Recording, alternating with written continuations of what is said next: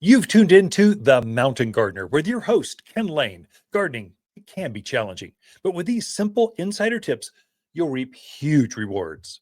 Now, let's tune into today's Mountain Gardener with Ken and Lisa. So we are into the autumn season, and I think autumn is underplayed. I think it's one of the best times to be putting new plants in the ground. And here's the reason why. First of all, you get more plant for your money. Either you get this shift between summer and fall and winter plants, so you can get them at a discount or on sale or at a reduced or multiple price. So the summer plants, especially, and there's nothing wrong with planting those, just they're past their prime. Crepe myrtles.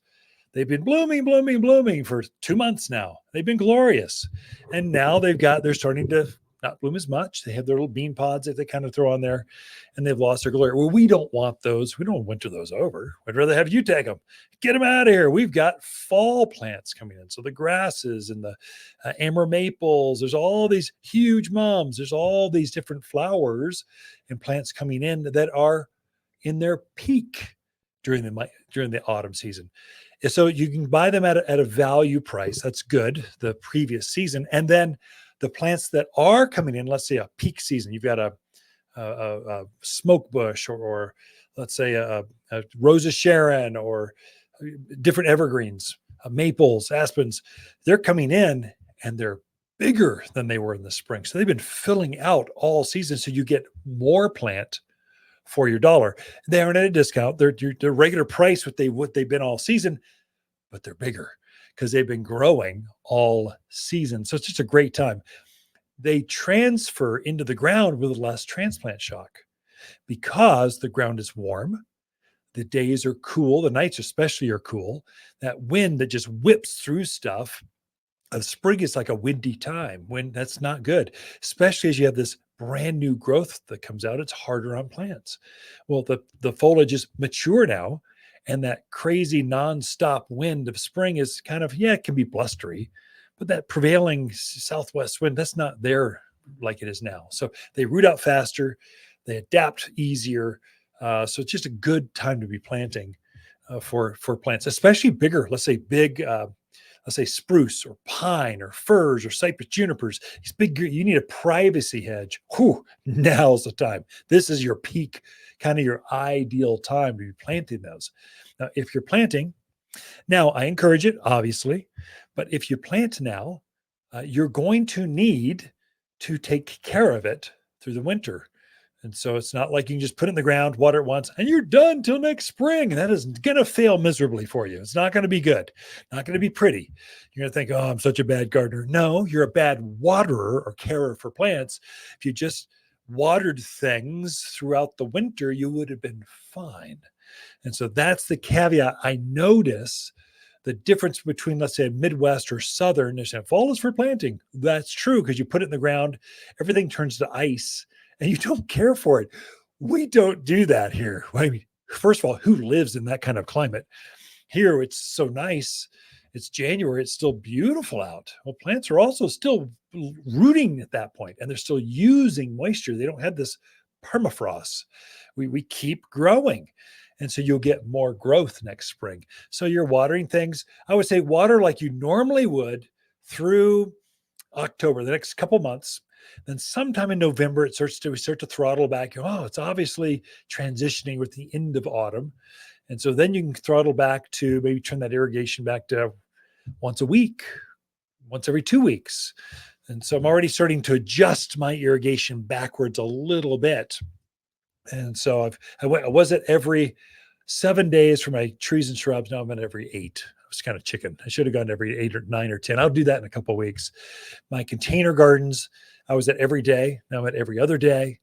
The shrubs and flowers and kind of perennial flower stuff, I was out every 4 days, now every 5. So I'm just slowly backing it off. I'm not playing with the length of time. I'm just going longer in between the water cycles. And that's how you play with that. And so good time to be planting. Some of your best plants are now, because they're big and they're bold. Grasses, you cannot find an ornamental grass. They're some of the most beautiful, most luxurious plants rare. So many of them are natives. They're just like we've got a beautiful grama grass, and the grama is kind of freaky. The seed head doesn't go up and down, it goes horizontal. So it looks like the seed heads are hovering like little spaceships across this knee-high grass. It's really cool. You just don't see those in the fall of the year. You only see them now. And so I just got a whole load of maples. Beautiful 5-gallon autumn blaze kind of maples. They're cute as can be. They're nice, full, plump, juicy plants. You can go with a little bit smaller plant now because they are going to root and take off. They'll put 3-4 foot of growth on by putting them in the ground now. You'll get a lot more growth next spring by planting now. And you get the fall color. Hey, that's a win. That's a trifecta. That's a win-win-win all the way around.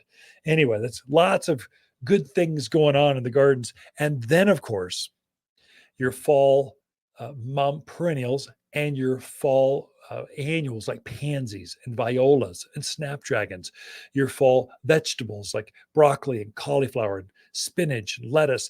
These are all things that would not appreciate being planted a month ago, but they love to be planted right now because a month ago it was still kind of warm.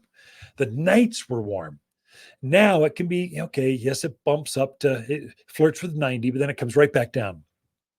So it cools. It's not so much how warm it is during the day. It's in the evening. Can you sleep with the windows open? Because if you can, your plants can. And they just go, oh, this is so nice out here. I just love it. And they grow like crazy. And so you got easily a month, maybe a little longer before autumn color shows up. You can see a little tinge of things where the plants are stressed. That should be a concern for you. If your plants are turning color early, that is not good. So it's you got a problem. Come talk to us right away so we can correct that. But the rest of us, a healthy plant, it's out there in the yard. It's going to be another, sometime in October, things start going. And autumn kind of goes from October through the first part of December. That's kind of that peak window. If you're down to the lower elevations like Cottonwood, Camp Verde, Sedona, maybe it's a week, 10 days, a little bit later. But the higher elevation, Groom Creek, Highland Pines, Ash Fork, maybe it's 2 weeks ahead. But basically, we're all sort of in the same window. This higher elevation of the mountains of Arizona, it's going to be October, November is our true autumn season as far as fall color goes. That's when the maples and the aspens and all those different robust colors, your nandinas start to get that tinge of red over top of them, that beautiful color. The mums just get more and more and more glorious as we get into, I'm going to pick my first pumpkins. So I'm going to take a pump. Okay, it's time. It's decoration season. My pumpkins are ready, at least a couple of them. I'm going to pick those, bring them up, and put a few mums around and do my autumn thing like I do every year. It's super fun. It's part of the joy of gardening is you get to harvest things, not just to eat, not just to cut, put in a vase, but to actually decorate the front door, kind of accessorize your patios, your decks. And pumpkins are a good one. Echinaceas are a good one. Sunflowers are a good one. There's certain things that I do that I plant earlier just for this season. It's kind of a weird thing. But if you're a decorator, gardener, artistry at all, creative at all, you see the joy in that. And I think you have to have a creative kind of vibe to you to be able to garden. You just have this, or at least this great expectation. You're putting a small tomato plant in the ground and you fully expect it to have tomatoes covering this beautiful head-high plant. And you just see that gets you giddy inside. You kind of go, you can just feel the childlike spirit comes alive when you're gardening.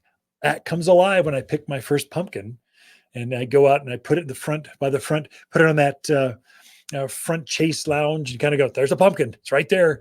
And here's some echinaceas to go with it, some marigolds. And when I pull my tomatillos out, I'm going to put some broccoli in so I can harvest that for Christmas dinner.